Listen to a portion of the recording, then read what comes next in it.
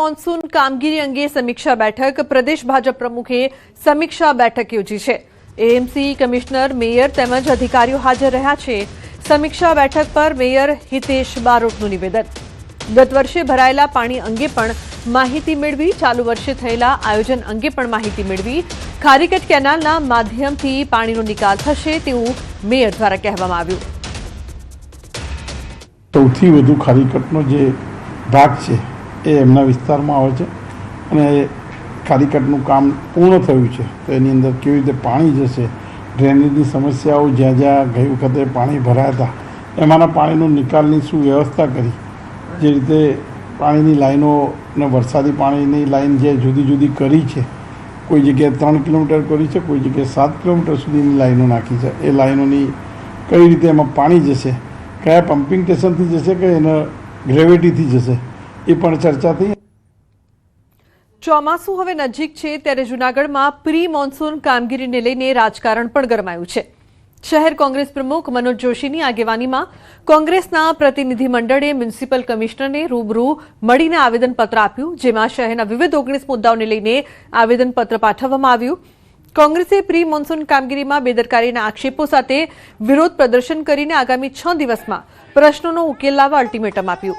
આ તમામ પ્રશ્નોનો જલ્દી ઉકેલ આવે તેવી માંગ કરવામાં આવી છે। આવેદનપત્ર આપવામાં આવેલું શહેરને સ્પર્શતા શહેરની જે મુખ્ય સમસ્યાના 19 મુદ્દાઓ, આમ તો મુદ્દાઓ સમસ્યાઓનો ઢગલો છે જૂનાગઢમાં, પરંતુ આજે 19 મુખ્ય મુદ્દાઓને લઈને આજે કમિશનરશ્રીને આવેદનપત્ર આપવામાં આવેલું। એમાં મુખ્ય મુદ્દામાં દર વર્ષે પ્રી મોન્સૂનની કામગીરી કરવામાં આવે છે, પરંતુ આ કામગીરી માત્ર કાગળ પર જ રહેશે। ખેડામાં મહીસાગર નદી કિનારે મારામારીનો વિડીયો વાયરલ થયો છે। સહેલાણીઓ અને વેપારીઓ વચ્ચે બબાલ થઈ હતી। ગળતેશ્વર મહીસાગર નદી પર સહેલાણીઓ અને તંબુ બાંધીને ધંધો કરતા વેપારીઓ વચ્ચે થયેલી મારામારીનો વિડીયો સોશિયલ મીડિયામાં વાયરલ થયો છે। પુરુષોત્તમ માસને લઈને મોટી સંખ્યામાં સહેલાણીઓ અહીં મહીસાગર નદીમાં સ્નાન કરવા માટે આવે છે। નદી કિનારા ઉપર ગેરકાયદેસર ઝૂંપડા બાંધીને ધંધો કરતા વેપારીઓની દાદાગીરીનો વિડીયો જોવા મળ્યો છે। તો મારામારીનો આ વિડીયો છે તે સોશિયલ મીડિયા પર વાયરલ। સહેલાણીઓ અને વેપારીઓ વચ્ચે બબાલ થઈ હતી, જે બાદ મામલો છે તે ઉગ્ર બન્યો। મહીસાગર નદી કિનારે મારામારીની આ ઘટના છે જે બની હતી। મારામારીનો વિડીયો હાલ સામે આવ્યો છે। ઉલ્લેખનીય છે કે વિડીયોમાં જોઈ શકાય છે કે કઈ રીતે બબાલ થઈ રહી છે।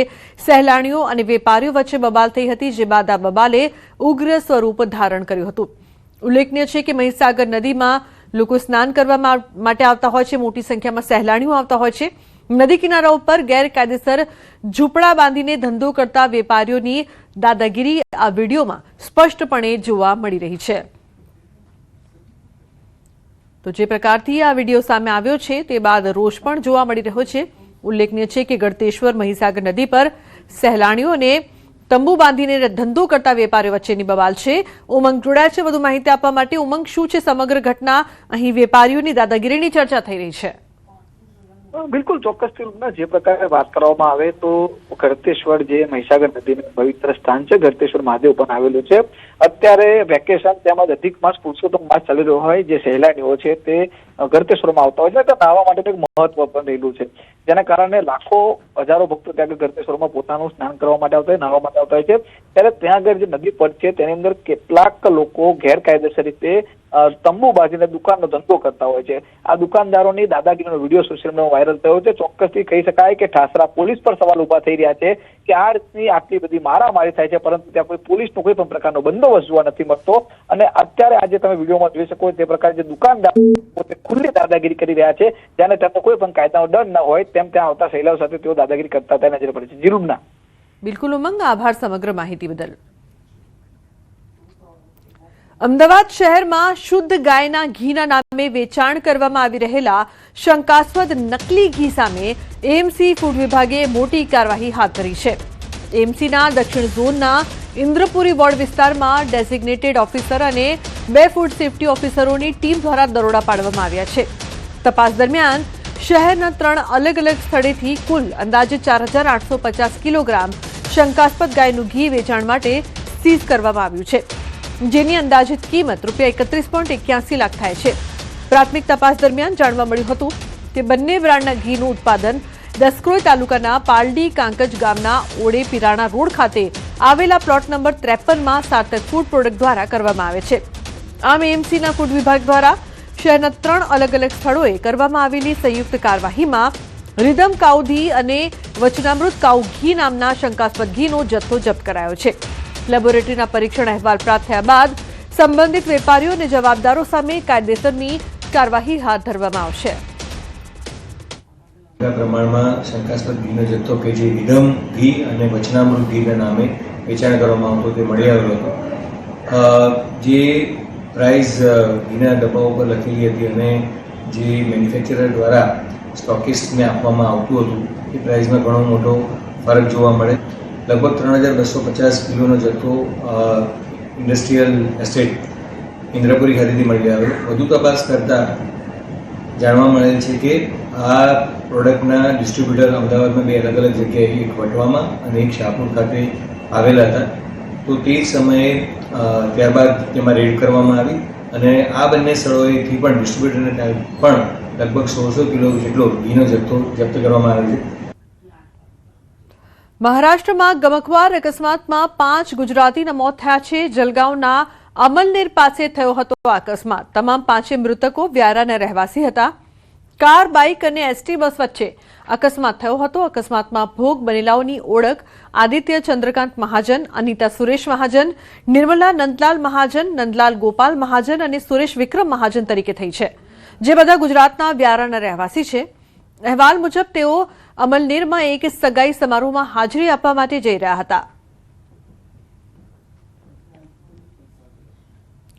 જાગૃત નાગરિકની એક લડતે ભ્રષ્ટ શાસકોને ઘર ભેગા કરી દીધા. વિકાસના નામે શાસકો કેવા ખેલ ખેલતા હોય છે તેનો એક જીવતો જાગતો કિસ્સો જૂનાગઢમાંથી સામે આવ્યો છે. ગામના વિકાસ માટે આવેલા સરકારી નાણાં ક્યાં અને કેવી રીતે સગેવગે કરાયા તેનો મોટો પર્દાફાશ થયો છે. ઘટના છે જૂનાગઢના વંથલી તાલુકાના આખા ગામની, જ્યાં છેલ્લા ઘણા સમયથી વિકાસના કામોમાં મોટા પાયે ભ્રષ્ટાચાર થતો હોવાની ફરિયાદો ઉઠી રહી હતી. ગામના જ એક જાગૃત નાગરિક રાજાભાઈ સોલંકીએ હિંમત દાખવી અને આ કાળા કારોબાર સામે તંત્રને લેખિતમાં પુરાવા સાથે રજૂઆતો કરી. જ્યારે આ ફરિયાદીના આધારે તંત્ર દ્વારા તપાસ સમિતિ બેસાડવામાં આવી ત્યારે જે વિગતો બહાર આવી તે ચોંકાવનારી હતી. તપાસમાં સાબિત થયું કે મહિલા સરપંચે હોદ્દાનો દુરુપયોગ કરીને પોતાના જ પુત્ર અને ભત્રીજાના નામે પંચાયતના વિકાસ કામોના કાચા વાઉચર બિલ બનાવ્યા અને લાખો રૂપિયાની નાણાકીય ગેરરીતિ આચરી હતી. ભ્રષ્ટાચાર અને ગેરરીતિના આક્ષેપો સાબિત થતાં જ તંત્ર એક્શન મોડમાં આવ્યું છે. વંથલીના તાલુકા વિકાસ અધિકારી દ્વારા ગામની મહિલા સરપંચને તાત્કાલિક અસરથી હોદ્દા પરથી દૂર કરવાનો સત્તાવાર હુકમ જાહેર કરી દેવાયો છે. ફરિયાદ સાહેબ એમાં ભ્રષ્ટાચારની ફરિયાદ હતી. આ 3 વર્ષથી ભ્રષ્ટાચાર કરે છે સરપંચ અને ગામમાં ગૌચરણ બિનકાયદે બિન સરપંચ જે પંચાયતનો ઠરાવ વગર ગૌચરણ છૂટું કર્યું, બરોબર છે. છૂટું કર્યા પછી પોતે જ ખોદાવી નાખ્યું ગૌચર, આખું ગૌચર ખોદાવી નાખ્યું, બરોબર છે. અને સરપંચ ભ્રષ્ટાચાર માથાભારે માણસો છે, એની પાસે ગેંગ છે મોટી, હથિયાર લઈને રખડે છે. સાહેબ મારી જાનનો જોખમ છે. બિલ નો ચૂકવણું કરેલ છે તે બાબત ધ્યાનમાં આવતા ગુજરાત પંચાયત અધિનિયમ 1993ની કલમ 30(j) હેઠળ સરપંચ તરીકે તેમના કુટુંબી કે સગા સંબંધીને આવા આર્થિક લાભો આપવાની જોગવાઈ નથી. એ કારણોસર તેમની સામે પદભ્રષ્ટ કરવાની કાર્યવાહી કરવામાં આવેલ છે.